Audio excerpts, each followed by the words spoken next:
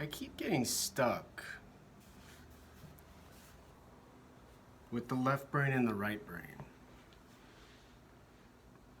Discussion with neuroscience writers and I'm assuming some professors in college.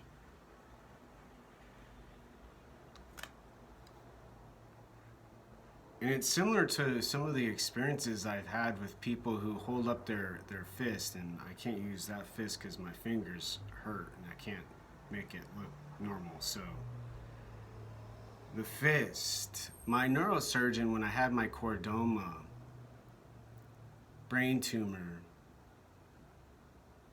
consultation before it got removed, Dr. Manuel Ferrer Jr. said, your pons. And so I've kept that as my kind of landmark for the bottom.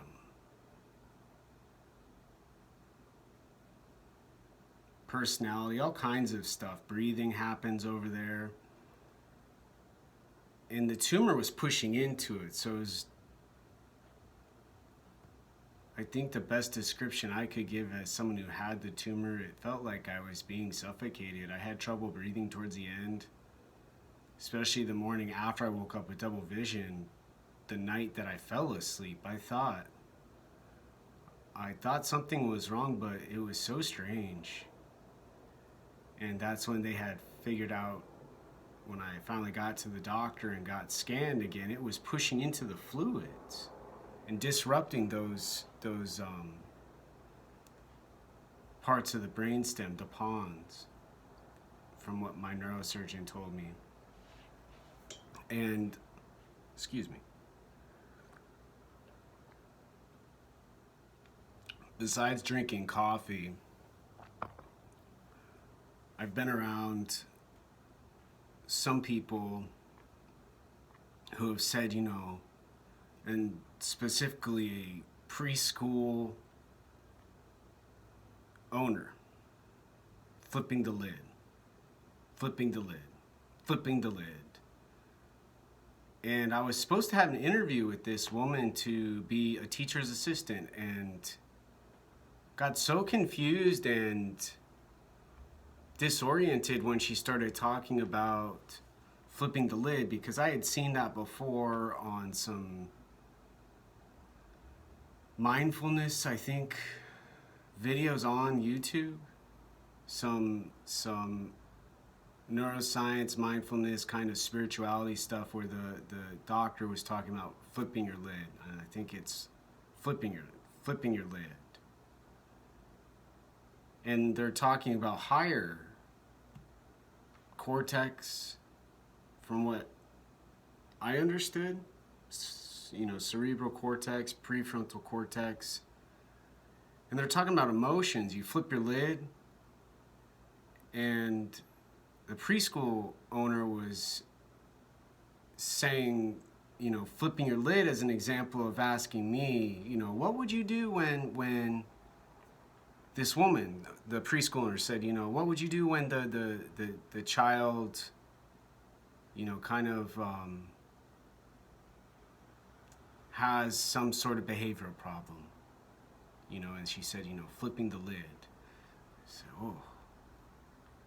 Okay, and I tried to explain kind of what I've come across in my research with neuroscience, and totally shut me off. And then came over, touched me, put her hand on me, and I'm mildly autistic, so I get pretty disrupted when people intentionally put their hands on me and I'm not aware they're being intentional about what they're doing.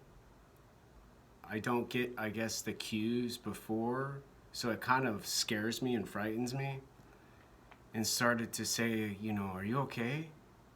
I said, ma'am, I was just trying to explain my point of view. And needless and unfortunately to say, I didn't end up going to that interview, and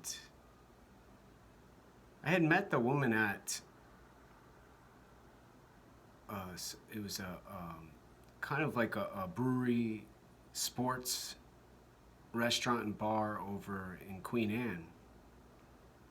And saw her again afterwards. She never spoke to me again. Totally confuses me to this day how someone who works with kids wouldn't be willing to have the kind of discussion like, have you ever had what you're learning and what someone says not make sense? And not yelling and arguing, just not figuring stuff out, and then have the person who has been saying the confusing parts of what you've previously learned, you know, the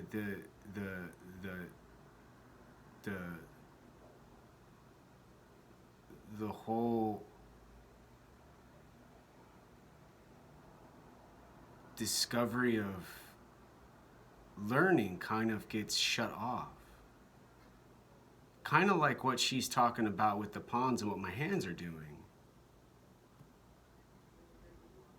And what this kind of habit people are having with controlling behavior, saying truth, saying, you know,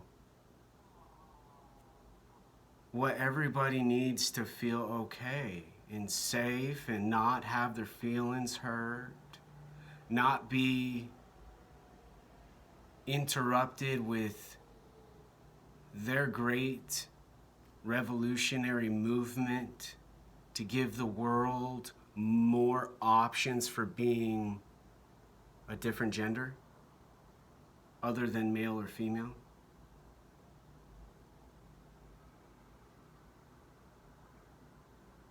Other than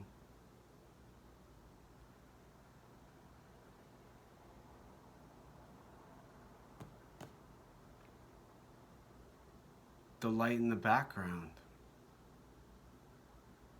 turning on and off, with nobody helping it, with nobody telling it what to do. The world has now declared assistance needed. That we are no longer capable to say, do, and it seems like in some cases think how we want. And I'll end this first part shortly and then really get into what I'm trying to say with the left and the right brain and how it kind of connects to this kind of sharing of psychiatry and psychology amongst people. This was one of my favorite books, Dr. Nordhoff. I'm still eagerly excited and hopeful that maybe I'll end up getting to sit with him someday. I think that'd be cool. But I don't know, you know. I studied English literature for my undergraduate, and I don't have chemistry, I don't have biology, I don't have statistics, I don't have some of the math courses that my peers would have from pre-med, from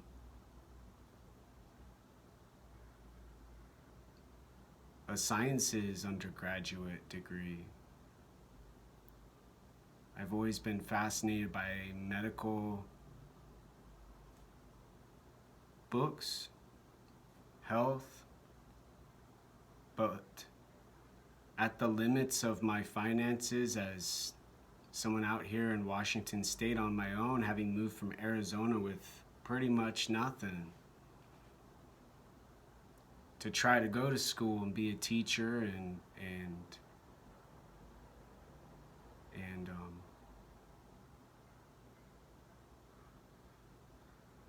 unfortunately I didn't really care in high school. It was just a place to go. And kind of what I'm doing now with kind of my my my wandering thoughts, I just get bummed out. So I'll speed up a little bit and say, before I start the second part with the better explanation, this was the other book, the Handbook of Spontaneous Thought.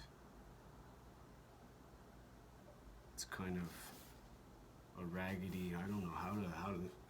There. I think that's like the mirror way of seeing it. This was part of what I had originally started for my dissertation stuff, my thesis stuff. Originally, I had titled what I was doing Playtime. And Playtime would be a whole different video, but I'll stop now and start part two and the conclusion of the left brain and the right brain, and how the mind, body, and brain, and the psychiatry and the psychology with those, I think, are more useful and more helpful. End part one.